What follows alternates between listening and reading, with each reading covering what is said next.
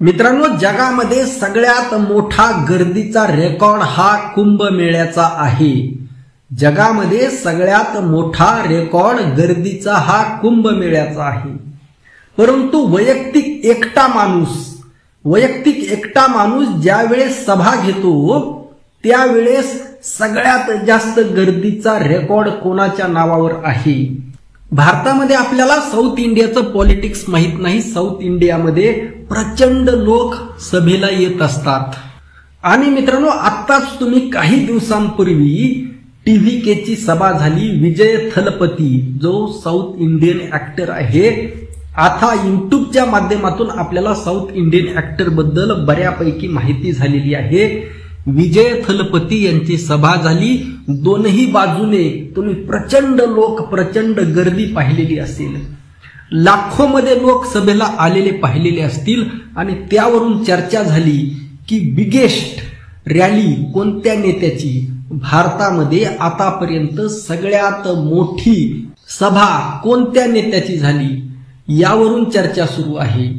आणि या TVKच्या म्हणजे विजय थलपतीच्या रॅलीवरून सभेवरून चर्चा सुरू आहे। एकतर नरेंद्र मोदी यांच्या नावाची सुद्धा याच्या अगोदर चर्चा होती की सगळ्यात मोठी सभा नरेंद्र मोदी यांनी आतापर्यंत घेतलेली आहे। परंतु नरेंद्र मोदी यांच्या सभेचं रेकॉर्ड विजय थलपतीने मोडलेलं आहे। आता नरेंद्र मोदी यांच्या सभेला किती लोक आले होते पहा। नरेंद्र मोदी यांच्या सभेला 11.86 लाख लोक आले होते, म्हणजे जवळपास 12 लाख लोक नरेंद्र मोदी यांच्या सभेला आले होते। आणि ते रेकॉर्ड नरेंद्र मोदी यांच्या नावावर आहे। मित्रांनो, अजून एक PRP नावाचा पक्ष आहे, त्याच्या नावावर 11 लाख गर्दीचं रेकॉर्ड आहे। त्यानंतर TDPचं 10.55 लाख म्हणजे जवळपास 11 लाखाचं रेकॉर्ड आहे।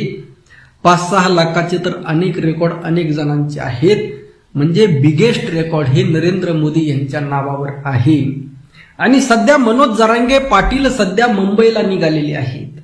आणि मुंबईला जाताना वाटेवर जी गर्दी आहे, सरकारने जे अनुमान काढलं होतं, आता जरांगे पाटलांनी नेमकं कोणतं रेकॉर्ड केलेलं आहे ते सुद्धा आपण पुढे पाहणार आहोत। सध्या मनोज जरांगे पाटील मुंबईला निघालेले आहेत। आणि वाटेवर आता तुम्ही शेवगाव असेल, पैठण असेल, वेगवेगळ्या ठिकाणी आपण पाहिलं, साष्टी पिंपळगाव असेल, किती लोक आले होते। आता हे तर रस्त्यावर आहे, लक्षात घ्या, हे तर रस्त्यावर आहे, तिथं काही सभेचं आयोजन नाही। मनोज जरांगे पाटील अगदी मुंबईला निघालेले आहेत। परंतु वाटेमध्ये भर रस्त्यावर 3 ते 4 लाख लोक एका सभेला मनोज जरांगे पाटील यांच्या येत आहेत। ऍक्च्युली ती सभा नाही, जिथं मनोज जरांगे पाटील उभा तिथं भरती सभा असं म्हणायची वेळ आलेली आहे। आणि मग अशामध्ये मनोज जरांगे पाटील यांनी आंतरवली सराटी येथे घेतलेली जी प्रचंड मोठी सभा होती, त्या सभेला नेमके किती लोक आले होते? आणि त्यानंतर नारायणगडावर मनोज जरांगे पाटील यांनी दसरा मेळावा घेतला, त्या दसरा मेळाव्याला सुद्धा किती लोक आले होते?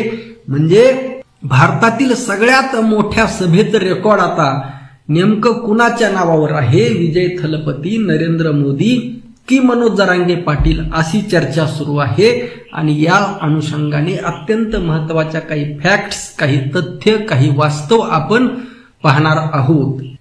मित्रांनो, आंतरवली सराटीची सभा तुम्ही सर्वांनी पाहिली आहेत। आपण सर्वजण त्या सभेचे साक्षीदार आहोत। जवळपास 1.5 कोटी लोक आले असं अनेक जण म्हणत आहेत। लक्षात ठेवा, आता नरेंद्र मोदींचे 12 लाख कुठं, विजय थलपतीचे 14 लाख लोक कुठं, आणि जरांगे पाटलांचे 1.5 कोटी लोक कुठं। पण लक्षात घ्या, काय असतं की आपण वाढवून सांगत असतो। लक्षात घ्या, वाढवून सांगण्याची सवय आहे। पण ऍक्च्युली लोक किती होते? ऍक्च्युली लोक किमान मी कमीत कमी सांगतोय, किमान 50 लाखाच्या पुढे लोक आंतरवली सराटीच्या सभेला होते। आणि आता ते लोक 1 कोटीच्या आसपास कसे होते लक्षात घ्या, कारण जेवढे लोक सभेच्या ठिकाणी होते, त्या ग्राउंडवर होते, तेवढेच लोक तिकडे रस्त्याला होते। तेवढेच लोक पार इथपर्यंत बीडपर्यंत होते, तेवढेच लोक तिकडं पार अंबडपर्यंत होते. म्हणजे एवढी मोठी प्रचंड गर्दी.